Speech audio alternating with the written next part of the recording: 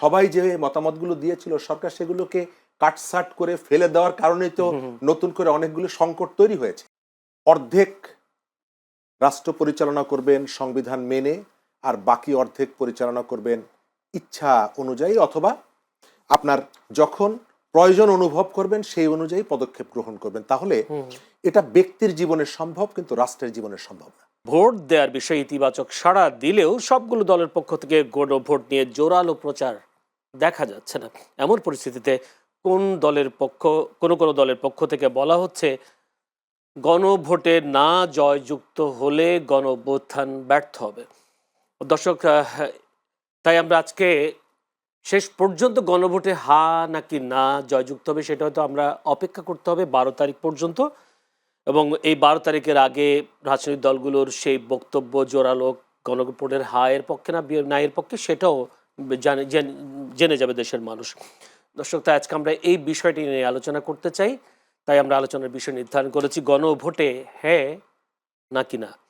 আলোচনা হবে সমসাময়িক বিষয় নিয়ে। আলোচনা করবার জন্য স্টুডিওতে এই মুহূর্তে উপস্থিত আছেন শরীফুজ্জামান শরীফ, সাবেক সভাপতি বাংলাদেশ ছাত্র ইউনিয়ন। শরীফুজ্জামান শরীফ, আপনাকে অসংখ্য ধন্যবাদ।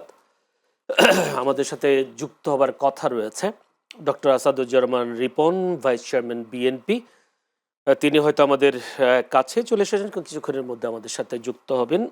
দর্শক, আর পুরো অনুষ্ঠান জুড়ে আপনাদের সাথে আছি আমি জয়নুল আবেদিন। আমরা আলোচনায় ঢুকতে চাই। আলোচনার ফাঁকে আমাদের অন্য অতিথি আমাদের সাথে ঢুকবেন। যদি শরীফুজ্জামান শরীফ, গণভোট যে জিনিসটা এবার বাংলাদেশে যদিও 3বার হয়েছে গণভোট, এবার সহ যদি ধরি 4বার হতে আছে গণভোট, নতুন কিছু নেই গণভোট, কিন্তু গণভোটের চাওয়া পাওয়া নিয়ে একটা ভিন্নতা আছে। এবার গণভোট যেটা হতে যাচ্ছে, এই গণভোটে যে বিষয়টা আমি ইন্ট্রোতে আলাপ করছিলাম, সংস্কার তথা জুলাই জাতীয় সংসদ বাস্তবায়নের বিষয়টা গণভোটের উল্লেখ করা হয়েছে। গণভোটে হ্যাঁ বা না যুক্ত হলে হয়তো ভিন্ন প্রেক্ষাপট হবে। আপনি কি দেখছেন, রাজনৈতিক দলগুলো গণভোটের যে হায়ের পক্ষে নাকি নায়ের পক্ষে? জিনিসটা একটু স্পষ্ট এখনো হয়নি। আপনি কি দেখছেন? আপনাকে ধন্যবাদ, দর্শক শ্রোতাদেরকে ধন্যবাদ আমার সাথে আলোচককে শুভেচ্ছা দিয়ে আলোচনাটা শুরু করছি। প্রথম প্রশ্নটা হচ্ছে আমার পক্ষ থেকে, বাংলাদেশ আসলে পরিচালিত হচ্ছে কিসের ভিত্তিতে? সংবিধানের ভিত্তিতে, নাকি কতগুলো সরকারের যখন যেটা ইচ্ছে হচ্ছে সেই অনুযায়ী, অথবা আদালতের কাছ থেকে নির্দেশনা নিয়ে? আপনি যদি সরকারের অ্যাক্টিভিটিগুলো দেখেন, তাহলে বিভিন্ন প্রতিষ্ঠান পরিচালনার জায়গাটা দেখেন, তাহলে সরকার দেশের যে সংবিধানটা এখন পর্যন্ত আছে সেই সংবিধান মেনে রাষ্ট্র পরিচালনা করছে। আমরা অনেকগুলো জায়গায় নিয়োগ সহ অন্যান্য জায়গাগুলোতে, সাংবিধানিক প্রতিষ্ঠানগুলোতে নিয়োগের প্রক্রিয়া, এগুলো দেখে আমরা বুঝতে পারছি যে সরকার সংবিধান করছে, সংবিধান ধারণ করছে। একাধিক উপদেষ্টা বা সরকার তারা সংবিধান ছুঁয়ে কিন্তু শপথ গ্রহণ করেছে। তার অর্থ হচ্ছে সরকার সংবিধানকে এখন পর্যন্ত ধারণ করছে, সংবিধান প্রত্যাখ্যান করেনি। যদিও দেশের মধ্যে যেমনিভাবে সংবিধান অনুযায়ী রাষ্ট্র পরিচালিত হবে এই প্রত্যাশা যেমন আছে, দাবিটা আছে, আবার একটা বিরাট অংশের মানুষের দাবি আছে যে এই সংবিধানটাকে বাতিল করতে হবে, এই সংবিধানটাকে প্রত্যাখ্যান করে নতুন সংবিধান লিখতে হবে। তাহলে আমরা যে সংবিধান মেনে রাষ্ট্র পরিচালিত হচ্ছে, সরকার তার দৈনন্দিন কার্যক্রম চালাচ্ছে, সেই সংবিধানে গণভোটের কোনো বিধান নেই। সুতরাং আপনি যদি অর্ধেক রাষ্ট্র পরিচালনা করবেন সংবিধান মেনে, আর বাকি অর্ধেক পরিচালনা করবেন ইচ্ছা অনুযায়ী, অথবা আপনার যখন প্রয়োজন অনুভব করবেন সেই অনুযায়ী পদক্ষেপ গ্রহণ করবেন, তাহলে এটা ব্যক্তির জীবনে সম্ভব, কিন্তু রাষ্ট্রের জীবনে সম্ভব না। যদি এখন যারা সরকারে আছেন তারা দায়িত্ব নেওয়ার পর যদি ঘোষণা করতেন যে আমরা সংবিধানকে বাতিল করে দিয়েছি, স্থগিত করে দিয়েছি, প্রত্যাখ্যান করেছি, নিশ্চয়ই কেউ সেখানে বাধা দিত না। আগে যে 3টা গণভোট হয়েছে সেখানে সংবিধানকে স্থগিত করা হয়েছিল না, সেখানে সংবিধানে তখন বিধান ছিল গণভোটের, সেখানে গণভোটের বিধান ছিল। সংবিধানে আবার গণভোট ফিরিয়ে আনা হয়েছে এই যে জুলাই অভ্যুত্থানের পর, কিন্তু এটিকে ফিরিয়ে আনার পরে এটিকে বাস্তবায়নের জন্য যে ধরনের উদ্যোগ দরকার। এর পরের যে অ্যাকশনটা সেটি হচ্ছে যে আপনি যখন সংবিধানে এটিকে যুক্ত করবেন, জনগণের কাছ থেকে আপনার ম্যান্ডেট নিতে হবে। সংবিধান পরিবর্তনের ক্ষেত্রে কতগুলো প্রসিডিওর মেনটেন করতে হয়। এবং আমরা আমরা সংসদীয় ব্যবস্থায় যখন ফিরে এলাম তখন কিন্তু একটা গণভোট হয়েছিল। কেন? না, সেক্ষেত্রে সংবিধানের ভিত্তি থেকে তারা তখন ক্ষমতা নিয়েছে সংবিধানে সরকার।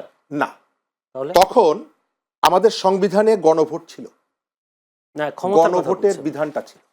ক্ষমতা যে চালাচ্ছেন এখন সরকার, হ্যাঁ, সেটা কি সংবিধানের ভিত্তিতে নিয়েছেন নাকি তারা কোনো অধ্যাদেশ? উচ্চ আদালতের কাছ থেকে একটা নির্দেশনা এনেছে। সুতরাং আপনি উচ্চ আদালতের কাছ থেকে প্রয়োজন অনুযায়ী আদালত রাষ্ট্র পরিচালনার জন্য এই পদক্ষেপগুলো নিতে বলেছেন, কিন্তু নিতে তো আদালত পারে কোথাও নাকি? আইনি তো অবশ্যই পারে, অবশ্যই পারে, কিন্তু আদালত কি কোনো একটি জায়গায় কি বলেছে যে সংবিধান বাতিল করে দেওয়া হলো বা স্থগিত করা হলো? বলেনি। সুতরাং না বলা পর্যন্ত আপনি সংবিধানটাকে কিন্তু অন করছেন। যদি রাষ্ট্রের নাগরিকদের একটা বিরাট সংখ্যক, আমি আবার রিপিট করছি, বিরাট সংখ্যক মানুষ আশা করেছিল যে সরকার আগের সেই যে সংবিধান, সেই সংবিধানকে বাতিল করে দেবে। আপনি যখন বাতিল করলেন না, আপনি যখন স্থগিত করলেন না, তখন আপনাকে সেটি মেনে চলতে হবে। আপনি যদি বাতিল করে দিতেন তাহলে এই আলোচনাটা আসতো না। এটি হচ্ছে একটা জায়গা। আরেকটা জায়গা হচ্ছে যে আপনি গণভোটের যে আয়োজনটা করছেন, রাজনৈতিক দলগুলোর ঐক্যমত্যের ভিত্তিতে যে সিদ্ধান্তগুলো এসেছে তার মধ্যে গণভোটের ব্যাপারে ভিন্ন মত বা আপত্তি আছে। প্রথমত, গণভোটটা কখন করবেন এই বিষয়ে কিন্তু মোটা দাগে দুটো ভিন্নতা রয়েছে। এক, গণঅভ্যুত্থানের পক্ষে থাকা একটা বড় দল জামাত ইসলাম সহ বেশ কয়েকটা রাজনৈতিক দল, তারা বলেছিল যে গণভোটটা অনুষ্ঠিত করতে হবে জাতীয় নির্বাচনের আগে। বিএনপির সহ আরো কয়েকটা দলের প্রস্তাবনা ছিল যে গণভোটটা হবে একই দিনে। সরকার একই দিনে গণভোটের আয়োজনটা করেছে। আবার এর বাইরে অনেকগুলো দল, তাদের ভাষ্য ছিল যে যেহেতু নতুন পার্লামেন্ট হবে, পার্লামেন্টে এই যে নতুন সংবিধানের যে প্রস্তাবনা, এটি অনুমোদনের পরে তারপরে আমরা গণভোটে যাব এবং পাবলিকের কাছ থেকে সাপোর্ট নেব। অর্থাৎ গণভোটের বিষয়ে দৃশ্যমান তিনটি ধারা বা তিন ধরনের বক্তব্য রয়েছে। এখন সরকার কি করবে? সরকার কি তিনটি রাজনৈতিক দলের ভিন্ন ভিন্ন মত একসঙ্গে ধারণ করে করবে, নাকি সরকার যেটাকে যৌক্তিক মনে করবে সেটি করবে? সরকারের দায়িত্ব হচ্ছে যেটাকে যৌক্তিক সেই কাজটি করা। কিন্তু যখন বিভাজনটা তৈরি হয়, সরকার এই জায়গাটায় কিন্তু খেলায় যে রেফারি থাকে না, সরকারের ভূমিকাটা কিন্তু রেফারির ভূমিকা। যেহেতু জাতীয় একটা নির্বাচন হবে, একই দিনে গণভোট হবে, সুতরাং সরকার সেই রেফারির ভূমিকাটা না নিয়ে সরাসরি যদি ম্যারাডোনার মতন হাত ব্যবহার করে গোল দিতে চায়, তাহলে হয়তো গোলে বিজয়ী হবে, কিন্তু এটি অনন্তকাল এই বিতর্কটা চলবে যে সরকার নিরপেক্ষ না থেকে ইতিমধ্যেই যে প্রতিষ্ঠানগুলো যুক্ত করা হয়েছে, আপনি দেখেছেন যে বাংলাদেশ ব্যাংক সহ সরকারি কর্মকর্তাদেরকে গণভোটের পক্ষে, হ্যাঁ ভোটের পক্ষে অংশগ্রহণ করার কথা বলা হচ্ছে। এর ভেতর থেকে যেটা হবে যে একটা উদাহরণ আমরা তৈরি করে গেলাম যে কোনো একটা গুরুত্বপূর্ণ ইস্যুতে সরকার একটা পক্ষ নিচ্ছে এবং সরকার তার ইনস্টিটিউশনগুলো এই জায়গায় যুক্ত করছে। যে সমালোচনাটা আমরা শেখ হাসিনার বিরুদ্ধে করতাম, সে ইচ্ছে মতন বিচার ব্যবস্থা প্রবর্তন করেছিল, সরকারের যে প্রতিষ্ঠানগুলো আইন থেকে শুরু করে প্রশাসনকে দলের কাজে ব্যবহার করত, ইচ্ছা মতন ব্যবহার করত। থানার ওসি 24-এর নির্বাচনের আগে মাদারীপুরের এক জায়গায় গিয়ে বলল যে নৌকায় ভোট দিতে হবে। তো এই যে প্রতিষ্ঠানগুলো যে ধ্বংস হয়ে যাওয়া, সেই ঘটনার পুনরাবৃত্তি আমরা এখন আবার দেখতে পাচ্ছি। ওই সময়টার সাথে এই সময়টা মিলানো কি ঠিক হচ্ছে? ওই সময় তো ক্ষমতার পালাবদল, গণভোট দিয়ে তার ক্ষমতার পালাবদল হবে না। অভ্যুত্থানের যেহেতু সরকার, অভ্যুত্থানের পক্ষেই তো তারা কথা বলবে, তাই তো? এখন অভ্যুত্থানের পক্ষের যেহেতু সরকার, অভ্যুত্থানের পক্ষে কথা বলতে গিয়ে আপনি আপনার নিরপেক্ষতা নষ্ট করছেন। যে দলগুলো আপত্তি করেছে তারা কেউ অভ্যুত্থানের বিপক্ষের নেই। যে দলগুলোকে নিয়ে আপনি ঐক্যমত্য কমিশনের বৈঠক করেছেন, গণভোট নিয়ে কারো আপত্তি নাই তো। গণভোটের পক্ষে পরে, জাতীয় নির্বাচনের পরে গণভোট, এখন তো একই দিনই সবাই একমত না, সবাই একমত হয়নি। অনেকগুলো রাজনৈতিক দল ভিন্ন মত পোষণ করেছে। যেমন যে বাম দল যেগুলো আছে তারা বলেছে যে জাতীয় নির্বাচনের পরে পার্লামেন্টের ভেতর থেকে তারপরে আমরা গণভোটের আয়োজন করব। মানুষের যদি কাছ বলি থেকে। বড় বড় দলগুলো তো সবাই এখন গণভোটের দিনে রাজনৈতিক সিদ্ধান্ত গ্রহণের ক্ষেত্রে একজন বিচারক, যদি আপনি বিচারক হন, ন্যায় বিচারক হন, আপনি কার পোশাকের রং সাদা আর কার পোশাকের ময়লা প্রশ্ন এটি আসে। দেখতে পারেন না। না। সরকারকে ওই জায়গাটায় কোন দলটা বড় এবং কোন দলটা ছোট এই বিবেচনাটা করতে গিয়ে সরকার তার নিরপেক্ষতা অনেকটা হারিয়ে ফেলেছে। কিন্তু majority percent should be granted যে একটা কথা আছে। এটি আপনাকে নির্বাচনের পরে পাবলিক ঠিক করে দিবে কোন দল ছোট কোন দল বড়। যদি আপনি ওই ওপিনিয়নটা ধরেন, তাহলে অনেকগুলো দলকে আপনি ঐক্যমত্যের কমিশনের বৈঠকে ডেকেছেন যাদের হয়তো 50টা ভোটও পাবে না, কিন্তু আপনি এতগুলো দলকে না ডেকে আপনি বড় বড় দুটো দলকে অথবা একটা দলকে, আমি ধরে নিচ্ছি যদি আপনি এই মত ধারণ করি, তাহলে আমরা শুধু বিএনপির সাথে আলোচনা করলেই তো হতো, শুধু জামাতের সাথেই তো আলোচনা করলে হতো, এত স্যান্ডউইচ এত কফি আপনার বিল দিতে হতো না। হ্যাঁ, এটা ঠিক। কিন্তু সরকার যখন দায়িত্ব পালন করবে, সরকারের কাছে এক ব্যক্তির একটি দলও যেমন গুরুত্বপূর্ণ, আবার কোটি কোটি মানুষের সমর্থন যেখানে সরকারকে তো আছে একটা সিদ্ধান্তে সেটাও পৌঁছাতে হবে। আপনি নিজেই বলেছেন সরকারকে তো একটা সিদ্ধান্তে পৌঁছাতে হবে। সব দলের মতামত নিতে গিয়ে তো সরকার তো ঝামেলায় পড়েছিল, শেষ পর্যন্ত অধ্যাদেশ দিয়েই তো গণভোটের একই দিনে কোনো কোনো জায়গায় সরকার সবার মতামত তো নেয়নি। সবাই যে মতামতগুলো দিয়েছিল সরকার সেগুলোকে কাটসাট করে ফেলে দেওয়ার কারণেই তো নতুন করে অনেকগুলো সংকট তৈরি হয়েছে। এখন পাবলিক এখন একই দিনে নির্বাচনে গণভোট, অংশগ্রহণ একই করুক। দিনে নির্বাচন গণভোট, এইটাকে আপনি কি দেখছেন? মানে এটা আচ্ছা, কি এই জায়গাটায় বৈধ নাকি অবৈধ? আবার যদি বৈধ হয়ে থাকে তাহলে সামনের দিকে আগানোর পথ। আচ্ছা, প্রথম জায়গাটা হচ্ছে যে বৈধ অবৈধতার বিষয়টা আমার বলার এখতিয়ারের বাইরে। তবে ম্যানেজমেন্টের যে জায়গাটা, এই জায়গাটা আমি অনেকগুলো চ্যালেঞ্জ দেখি। একই দিনে যে প্রশ্নটা তৈরি করা হয়েছে, আপনি ইতিমধ্যেই নানা জায়গা থেকে শুনেছেন যে সাধারণ গ্রামের অনেক সাধারণ মানুষ, শুধু গ্রাম না, শহরের অনেক লেখাপড়া না জানা মানুষ, তাকে অন্যের সহযোগিতাটা নিতে হবে হ্যাঁ ভোট বা না ভোট বোঝার জন্য। যদিও প্রশ্নটা যেভাবে তৈরি করা হয়েছে 11টা প্রশ্ন। তার মধ্যে এক ধরনের পরস্পর বিরোধিতা আছে, অস্বচ্ছতা আছে, অস্পষ্টতা আছে। তো এই অস্পষ্টতা রেখে যখন ওপিনিয়নটা দিবে একজন ভোটার, তাকে অন্যের সহযোগিতা নিতে হবে। তো যে ভোট কেন্দ্রের মধ্যে আপনার যে নির্দিষ্ট সময়সীমা আছে, আপনি খেয়াল করে দেখবেন আমাদের সম্ভবত ভোটের টাইম 1 ঘন্টা বাড়ানো হয়েছে, তবে এবার মানুষের যে উৎসাহ এবং উদ্দীপনা দেখা যাচ্ছে ভোট দেওয়ার ক্ষেত্রে, সেখানে ভোটারের উপস্থিতিটা বিপুল সংখ্যক ভোটার উপস্থিত হবে। কিন্তু যখন আপনার মার্কায় ভোট দেওয়ার পরে 11টি প্রশ্ন পড়ে তারপরে সিদ্ধান্ত নেওয়ার জন্য আপনি তো ব্যালটটা হায়ানা ভোটের, এটি কেউকে বাড়ি নিয়ে যেতে দিব না। 11টা প্রশ্ন উত্তর বুঝে তারপরে হ্যাঁ, তারপরে এই যে সময়টা কিন্তু লাগবে, তাই কি হয় বাংলাদেশে? আপনি আপনার ফ্যামিলিতে আছেন, আপনার ওয়াইফকে বলেছেন বা আপনার ছেলেকে বা আপনার মাকে বলেছেন হাতে ভোট দিয়ে দিও। আমি মনে হয় যদি আপনি পক্ষে থাকেন, আচ্ছা, আমি মনে হয় যে যদি আপনি নায়ের পক্ষে থাকেন তাহলে আপনি বলবেন যে নাতে ভোট দিয়ে আমার দিও। মনে হয় যে অন্তত গণমাধ্যমের জায়গা থেকে এইটা আলোচনা না করি, কারণ এটা স্পর্শকাতর। আমরা অন্তত এই বিশ্বাসটুকু রাখি, যারা ভোট কেন্দ্রে যাবেন তারা এটি জেনে বুঝে ভোটটা দিবেন। বাবার নির্দেশে, মায়ের নির্দেশে অথবা স্বামী স্ত্রীর নির্দেশে এই ভাবনাটা না আনাটাই ভালো, কারণ এর সাথে আমাদের ভবিষ্যতের অনেকগুলো বিষয় জড়িত। তবে আমি যেহেতু ম্যানেজমেন্টের জায়গাটা আপনাকে বললাম, স্বাভাবিকভাবে একটা ভোট কেন্দ্র কেন্দ্রিক একটা সংকট তৈরি হবে। এবং আরেকটা সংকট হবে কি জয়নাল ভাই, আপনি যখন বুথের মধ্যে একাধিক প্রার্থীর এজেন্টরা থাকবে, একজন ভোটার যখন একজন এজেন্টের কাছ থেকে জিজ্ঞেস করতে যাবে, স্বাভাবিকভাবে অন্য এজেন্টরা এটিকে চেষ্টা করবে যে তার কাছে নিয়ে এসে তাকে সহযোগিতা করার। এর ফলে সেখানে কিন্তু একটা প্রতিদ্বন্দ্বিতা, প্রতিযোগিতা শুরু হবে যে ভোটারকে কে কনভিন্স করতে পারছে।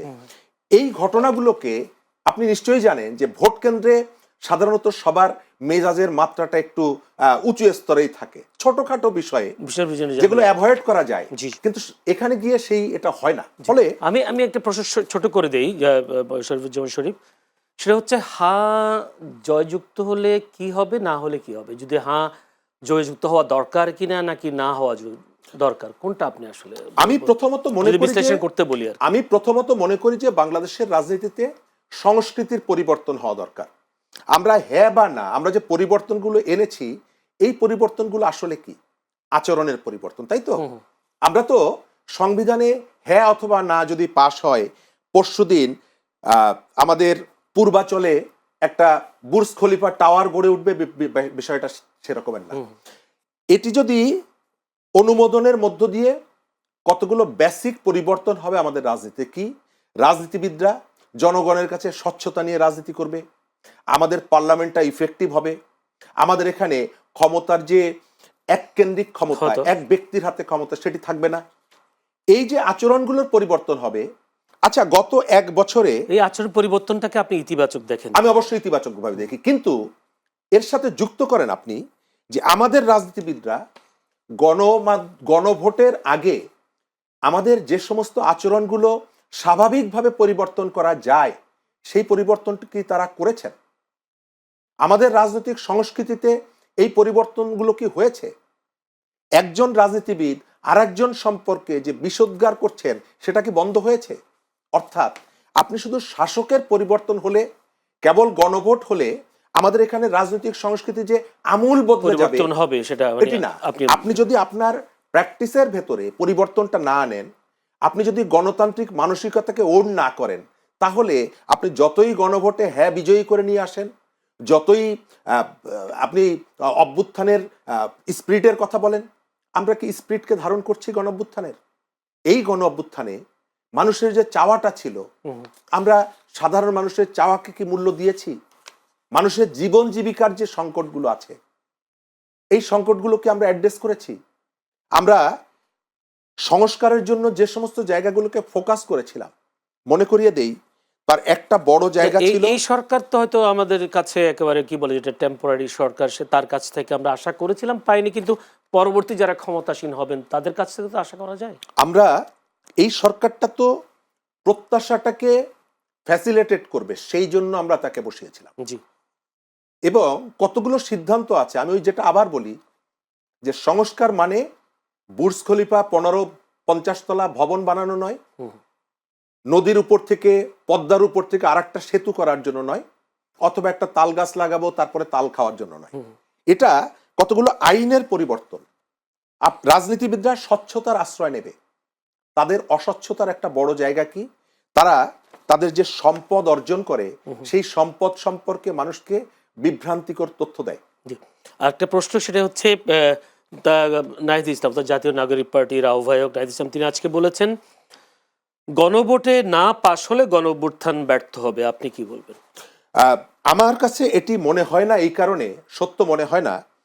গণভোটের সঙ্গে আমাদের প্রত্যাশা জড়িত আছে, অনেকের প্রত্যাশা জড়িত আছে, কিন্তু এটি যদি বাংলাদেশের মানুষ এই নাহিদ ইসলামের এই বক্তব্যটা মানুষের কাছে বিষয়টার গুরুত্ব তুলে ধরার জন্য উপস্থাপন করা, আপনি নিশ্চয়ই ডেমোক্রেসিকে মেনে নেবেন। আমরা ডেমোক্রেসি মানে মেজরিটির শাসন, তো ডেমোক্রেসি। আচ্ছা, যদি মেজরিটি এটিকে গ্রহণ না করে, তাহলে আমাদের সংস্কৃতির পরিবর্তনের যে আকাঙ্ক্ষা, এটিকে আমরা প্রত্যাখ্যান করব? নিশ্চয়ই না। আমাদের এই যে জবাবদিহিতার কথা যেটা বললাম, আমাদের রাজনীতিবিদরা জবাবদিহিতা করতেন না। 2008 সালের যে নির্বাচন হয়েছিল, সেই নির্বাচনের আগে আওয়ামী লীগের যে প্রতিশ্রুতি ছিল, সেখানে বলা ছিল যে প্রতি বছর এমপিরা তাদের সম্পদের হিসাব দেবে। আওয়ামী লীগ 15 বছর টানা ক্ষমতায় ছিল, সেই প্রতিশ্রুতি তারা পূরণ করেনি। আমরা সেটির অবসান চেয়েছি। আমরা চেয়েছি রাজনীতিবিদরা তারা তাদের সম্পদের হিসাব দেবে স্বচ্ছতার স্বার্থে। আমরা জুলাই অভ্যুত্থানের ভেতর থেকে যে সরকারটাকে বসিয়েছিলাম, সেই সরকার ঘোষণা দিয়েছিল তারা তাদের সম্পদের হিসাব দেবে। সম্পদের হিসাব কিন্তু তারা দেন নাই, বরং আমরা দেখছি তারা এক বছরে অনেক ধনী হয়ে গেছেন। আপনি একটা প্রতিষ্ঠানে চাকরি করেন, আমি কোনো একটা পেশায় আছি, আমাদের এই অনুষ্ঠানটি যারা শুনছেন কোনো না কোনো কাজে আছেন, গত এক বছরে তাদের সম্পদ কতটুকু বেড়েছে, আর আমাদের যে হিরোরা ছিল, যাদের ডাকে সাড়া দিয়ে আমরা মৃত্যুকে আলিঙ্গন করতে রাস্তায় নেমেছিলাম, তাদের সম্পদের কতটুকু স্ফীত হয়েছে, এটিকে তুলনা করলে বোঝা যায় যে গণ অভ্যুত্থানের ভেতর থেকে একটা শ্রেণীর মানুষের যারা ক্ষমতার কাঠামোর কাছাকাছি আছে, তাদের একটা বিরাট পরিবর্তন হয়েছে। কিন্তু মনস্তত্ত্বের জায়গায় কি পরিবর্তন হলো? শেখ হাসিনার মন্ত্রীরাও সম্পদের হিসাব দেন নাই, এই সরকারের উপদেষ্টারাও তাদের সম্পদের হিসাব দেন নেই। আপনি এখন যদি গণভোটের ভেতর থেকে হ্যাঁ জয়যুক্ত হলো, কিন্তু এই মনস্তত্ত্বের যদি পরিবর্তন না হয়, অন্তত এই ধরনের একটা সরকারের কাছে যে প্রত্যাশাটা ছিল সেই প্রত্যাশা সে প্রত্যাশা আমরা পূরণ একটু হয়নি। পূরণ হয়নি।